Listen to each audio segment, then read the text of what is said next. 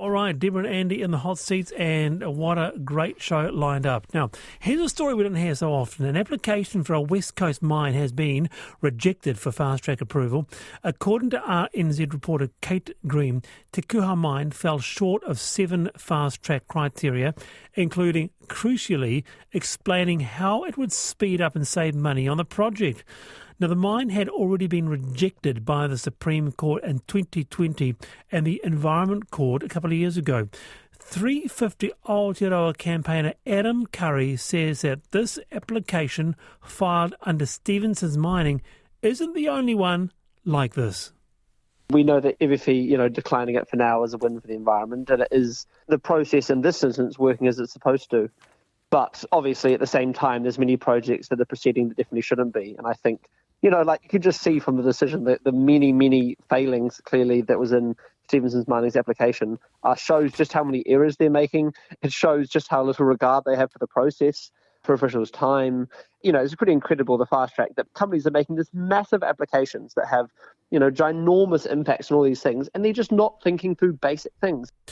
Patrick Phelps is manager of Mining Industry Group Minerals West Coast. Comes on the panel every so often. Patrick, nice to have you here. Good evening to you all. Can you start by explaining where the application fell short of the fast track criteria? Yeah, there was a few criteria there. Just one thing, it wasn't their fast track application as such, from my understanding of it. It was seeking referral to fast track and not rejected so much as not successful. So they do have the right to reapply and find more, put together a more thorough application. But yeah, one of the main ones I think was explaining why it would be more efficient to go through the fast track process than the normal regulatory process, as well, as far as I can understand, dotting some of the I's and crossing the T's in terms of explaining that they'd consulted with people where maybe there might have been verbal agreement or discussion, but nothing in hard writing. So effectively, the application left something to be desired for the regulator, and if they do want it to be successful, they'll have to reapply more thoroughly in future. Okay, yeah. So look, this is for those who have just joined us. It's a proposed new open cast coal mine on the west coast of the South Island. All right, so let's go around the panel on this. Deborah. Well, the first thing I'd say is that we heard a lot about fast tracking, and I'm glad that fast tracking isn't just a rubber stamping exercise. It looks like it really does have some meat on the bones. I'm interested to know, Patrick, what was your expectation of this application? Were you surprised by this outcome that hasn't even got to first base, it seems? Any application is quite complex. Like, even if you just bear in mind that fast track still has to consider all the other existing statutes that have fallen under the umbrella of it. So in the case of mining, that includes, say, the Resource Management Act, if it's on public conservation land, conservation acts. Not every single relevant permission falls under the fast track umbrella, but to put these applications through, sometimes if a company lodges an application, their resource consent application could have 10,000 pages or more of evidence in it over all the different areas. So the room to possibly not get things right is pretty substantial within, say, application that might have thousands of pages in it. So am I surprised that it wasn't successful? Not necessarily, in the sense that, not to speak to the merits or otherwise of this project, but this is a new process for the regulators, it's a new process for all applicants, and like you say, it's not a rubber stamp, which I think was what some of the commentary on the process was in its early stages. Okay, so what do you reckon, Andie? You think that you're going to give Fast Track a second look? Maybe it's working. Well, yeah, I thought you just needed like a big sack with a $sign on it that you just waved in front of Shane Jones's face, and he's like tongue out wagging, approved, let's do it. So fantastic news that that this mine is not happening, because top of the South is one of my favourite parts of the country. I think Golden Bay is a beautiful space, and an open coal mine just sounds terrible.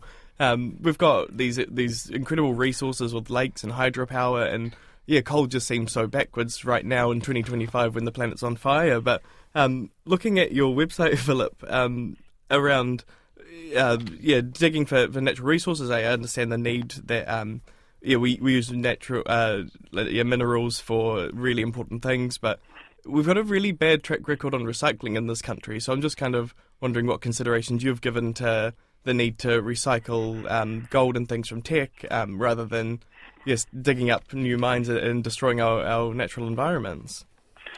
There's a bit in there to unpack. I guess one point I'd make is that this coal, the customer base for it is the steel industry internationally. And people talk about, 2025, it's a sunset industry, et cetera, et cetera. The world has never consumed more coal. So there's 8 billion tonnes of coal consumed around the world each year, and 1 billion tonnes of that is the metallurgical or the steel-making coal market, which this coal would be supplying. And that's not changing anytime soon. I mean, people seem, and I will just say as well, that steel is already an incredibly highly recycled material. It's also a good thing about steel is that it lasts a very long time. One of the shortcomings of that is that you don't actually have we don't have enough steel to recycle quickly enough to meet a growing demand for it internationally. And in terms of it destroying the environment, I will just put it in context and say that this mine would have a footprint of about 144 hectares. Now, as part of the application, because it would have an impact on that area until it was rehabilitated and possibly some